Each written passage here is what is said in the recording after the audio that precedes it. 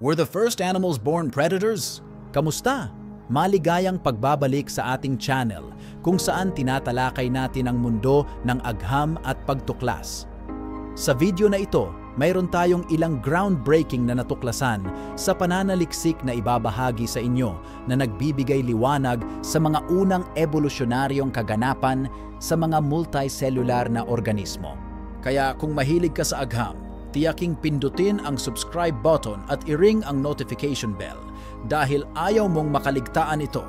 Ang mga unang hayop ba ay mga mandaragit tulad ng mga mabangis na nilalang na nakikita natin sa mga karagatan ngayon o sila ba ay mas tulad ng mga mapayapang filter feeder katulad ng mga sponges? At ano ang papel na ginagampanan ng symbiosis na may algae sa lahat ng ito, lalo na sa mga reef-building corals? Well, it turns out, mayroon tayong ilang nakakagulat na mga sagot. Ang mga kamakailang natuklasan mula sa isang pangkat ng pananaliksik na pinamumunuan ni Professor Thomas W. Holstein ng Heidelberg University ay bumubukas sa mga pahina ng kasaysayan ng ebolusyon. Iminumungkahi ng mga natuklasang ito na ang isang mapanirang pamumuhay ay maaaring may malaking papel sa paghubog ng maagang ebolusyon ng mga multicellular na organismo at pag-unlad ng mga komplikadong nervous systems. Ngayon, sumisid tayo ng mas malalim sa pananaliksik. Natuklasan ng koponan na ang mga batang yugto o larvae ng maliit na anemon sa dagat na Aiptasia ay aktibong kumakain ng buhay na biktima. Hindi sila umaasa sa algae para sa kabuhayan, gaya ng naisip dati. Ang mga larvae na ito ay nilagyan ng mga espesyal na stinging cell at isang simpleng neuronal network na nagpapahintulot sa kanila na makuha at lamunin ang kanilang biktima. Ang bagong tuklas na kalayaan sa mga gawi sa pagpapakain ay humahamon sa ating mga nakaraang pagpapalagay tungkol sa papel ng algae sa mga unang yugto ng pag-unlad ng hayop. Upang mas maunawaan ang mga natuklasang ito, kailangan nating suriin ang proseso ng gastrulation na gumaganap ng isang mahalagang papel sa pagbuo ng embryonic ng mga multicellular na organismo. Ipinaliwanag ni Professor Holstein na ang gastrulation sa pinakasimpleng anyo nito ay nagbabago ng guwang na globo ng mga selula na kilala bilang blastula sa isang yugto ng larva na may bituka at bibig. Ang yugtong ito ay karaniwan sa lahat ng mga hayop at maaaring umiral na sa simula ng ebolusyon ng hayop.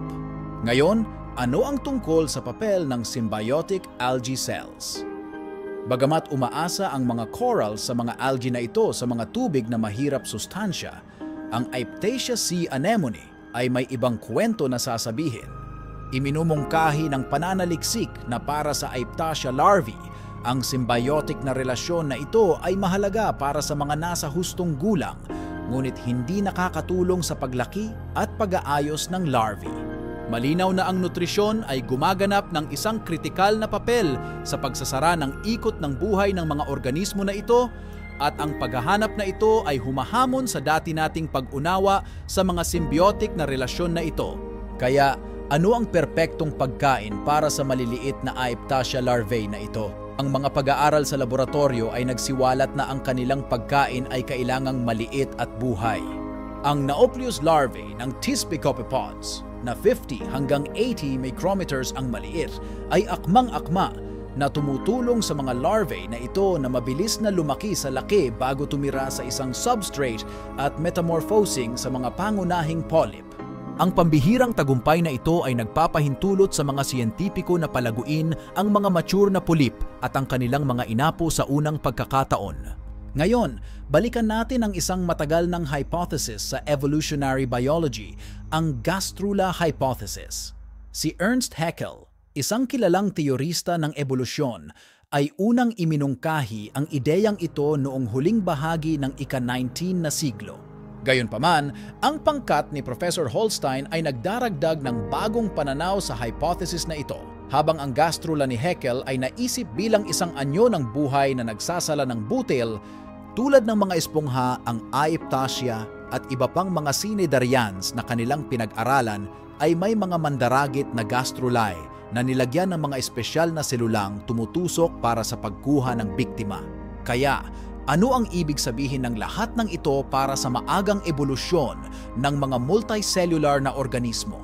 Ayon kay Professor Holstein, ang mapanlinlang na pamumuhay ng mga ganitong uri ng gastrula kasama ang kanilang mga extrusive organelles na naglalabas ng mga lason ay maaaring maging isang kritikal na driver sa maagang ebolusyon ng mga multicellular na organismo at ang pagbuo ng komplikado, organisadong nervous system.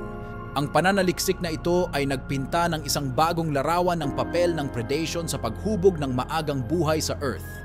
And that's it, folks. Ilang tunay na kaakit-akit na mga insights sa mundo ng Aiptasia sea anemone at ang kanilang papel sa paglutas ng mga misteryo ng maagang multicellular na buhay. Kung nakita mo itong nakakaintriga, huwag kalimutang i-like ang video na ito.